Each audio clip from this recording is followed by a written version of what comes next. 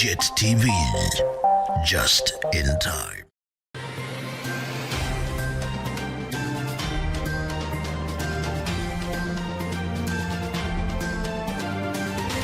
Sanmanan Babugele Makai and a very warm welcome to JIT-TV News, where we bring you nothing but politics, business, sports and also entertainment, all in one experience. Kamalam Andile Guguletsi Ntombi awacindi umahlaba.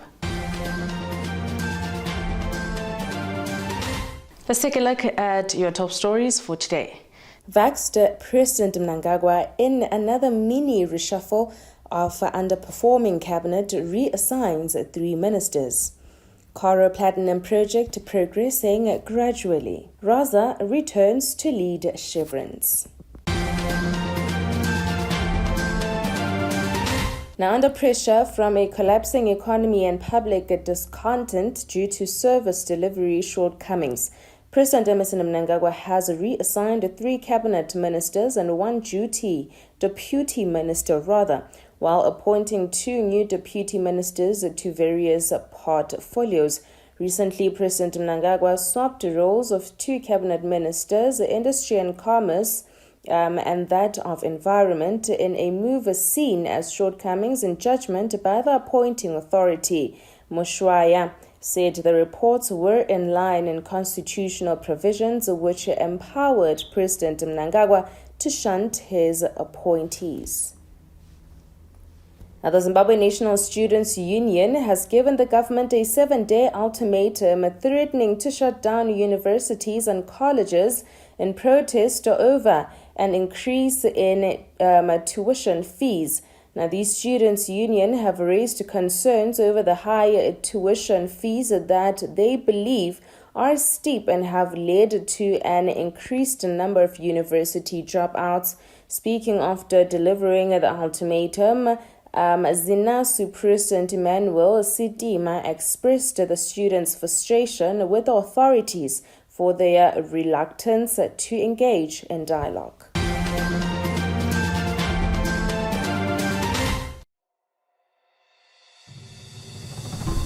Welcome to Zambezi River Lodge, Victoria Falls. Nestled on the banks of the mighty Zambezi River, right on the edge of the national park, Zambezi occupies the most unique and finest spot with the tranquility and seclusion every traveler seeks. Each of its well-appointed rooms is either garden or river facing, allowing you to soak in the serenity of the environment. The award-winning restaurant Amlonga offers delectable cuisine, which includes our famous high teas. To explore Victoria Falls from this fine location, book any of our packages now. Zambezi River Lodge. Relax, refresh, replenish.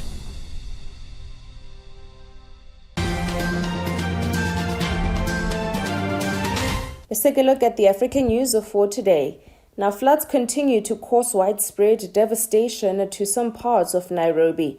Residents of the Kenyan capital woke up Wednesday to extensive property damage following a night of relentless rainfall in a shanty neighborhood of Ngando. Nairobians pleaded for the government to help. The Kenyan government agency in charge of roads on Monday warned Nairobi residents to avoid flooded highways, including one to the coastal city of Mombasa. Those who live in the Nairobi River were urged to move to higher ground amidst the devastation. Many find themselves in dire straits, lacking basic necessities. There was a heavy downpour from around 7 p.m. till dawn. The water here was a lot. It was heavily flooded on this whole road. It was like a river, and you could not tell where the road ended and the trenches were. It all looked the same, but we hope the government will help us.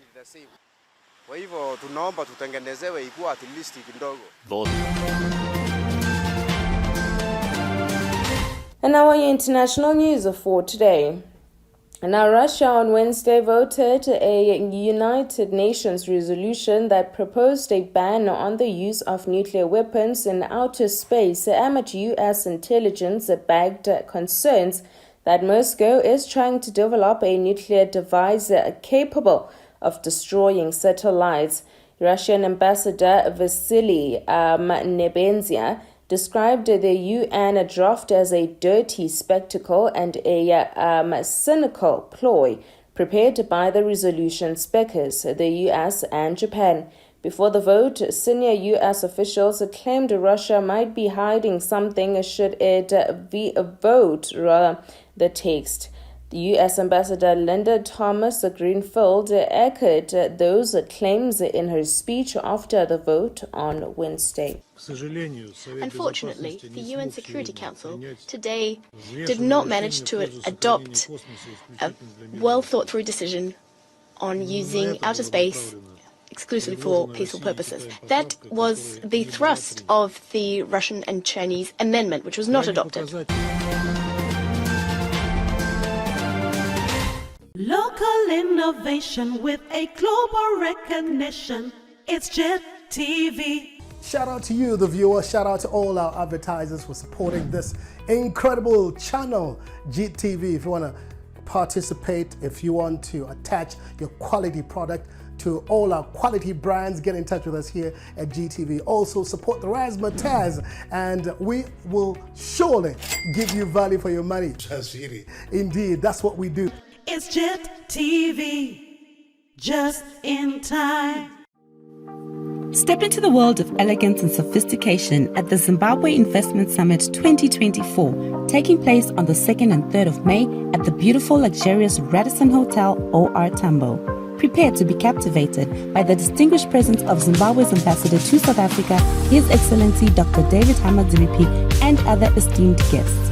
This summit promises to be an unforgettable experience, showcasing Zimbabwe's commitment to being open for business, ensuring no one and no place is left behind. Zimbabwe, ilizwe lakhiwa ngabanikazi balo, nyika inovakwa nevene vayo.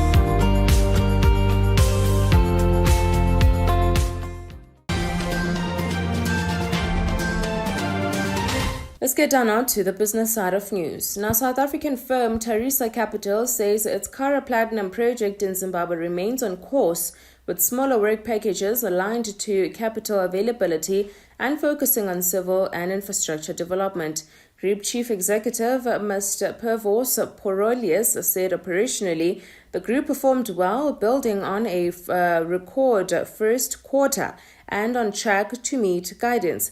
Tharisa has since extended the Kara Platinum project timeline for commissioning from July 2024 to June 2025, owing to a deterioration in PGM prices. Now, major companies, including an airline, are through with the necessary technicalities, allowing them to accept payments in ZIG, with Reserve Bank Governor Dr. John Mushanyavanu assuring Parliament yesterday that the central bank has enough reserves to back the new currency. ZIG continues to show its viability as the exchange tender of choice, with more industry players now accepting the new local currency in exchange for goods and services. In a business update, Fastjet Airline said customers could now book and pay for flights using the local currency.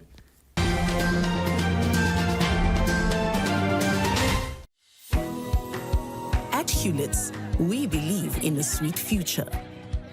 A sweet future for our country, planet, and community. Protec was founded in 1982 with the mission of assisting previously disadvantaged youth for successful entry into STEM-based careers. Protec Tongaat opened its doors in 1991, and from day one, Tongaat Hewlett has played a vital role in ensuring our continued success and growth. Each year, Protec Tongaat supports approximately 120 learners from grades 10 to 12 with an aptitude in maths and science from low socioeconomic backgrounds. We get career exposure with site visits, career counseling, and job shadowing to help us make a more informed career choice. Studying at Protech has allowed me to rank in the top 10 performing electrical engineering graduates at the UT. Growing a sweet future is not only about financial support. It is also about creating opportunities. Tongat Hewlett has employed 33 Protech engineering students and have been a partner of Protech for over 30 years, and our support will continue into the future.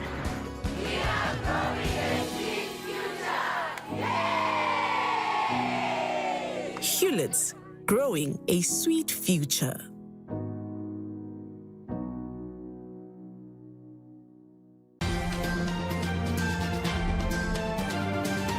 Let's take a look at your JIT-TV News weather focus.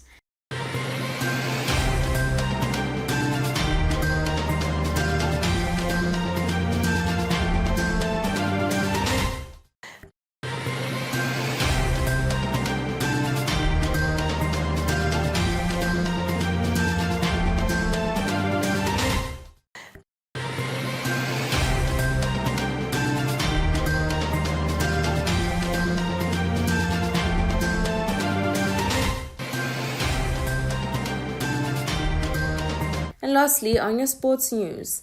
Now, Sikandar Raza is leaving the ongoing 2024 Indian Premier League to join the Chevrons for their upcoming 5-match T20I series against Bangladesh early next month. Raza, who celebrated his 38th birthday yesterday, will lead a 15-member squad that is scheduled to fly out on Saturday for the series, which gets underway on the 3rd of May in Chattogram.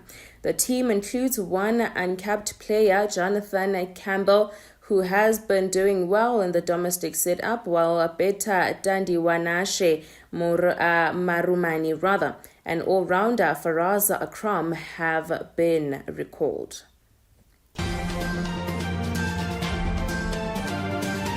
And that is all from me to you. A huge thank you for joining me today. As always, kindly please comment and follow us on all our social media platforms, on Twitter, Facebook, Instagram, and also TikTok, or rather you can go to our website at www.JIT-TVzw. Signing out, it is Andile Guguletsi Ntombi Yakwacindi Mahlaba. Have yourselves an amazing day.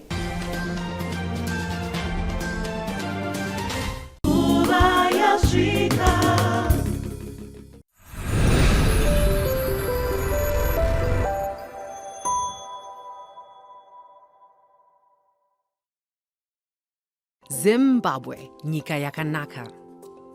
Zimbabwe is a landlocked country between the Zambezi and Limpopo rivers, surrounded by SADC countries like South Africa, Botswana, Zambia, and Mozambique.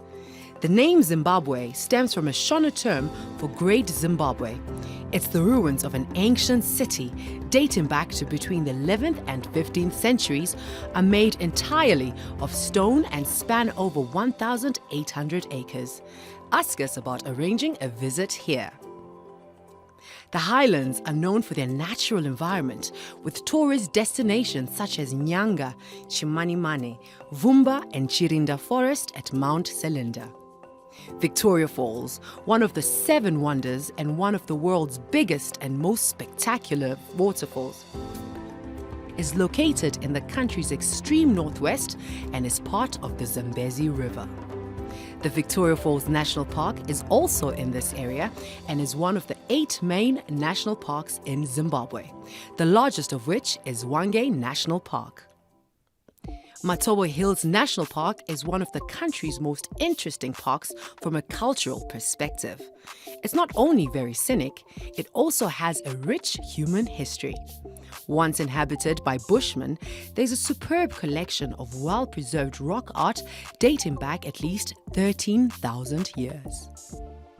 Lake Kariba is one of the biggest man lakes that is famous for the mystical creature Nyami Nyami and is a popular African travel destination. Zimbabwe is showing a steady growth path economically according to the World Bank review. This is a significant improvement after a 2-year recession due to COVID-19 and other factors. Zimbabwe's agriculture has taken its status of being the breadbasket of Africa, with its land reform program showing phenomenal signs of growth and yields produced by Zimbabweans for Zimbabweans. Land is certainly a good story to tell. Zimbabwe is now the fastest growing third world country in Africa and the world at large. Zimbabwe, Musha Wakanaka. Zimbabwe is blessed with amazing fauna and flora, minerals, and many natural resources. It is one of the world's biggest producers of gold and the third biggest producers of platinum.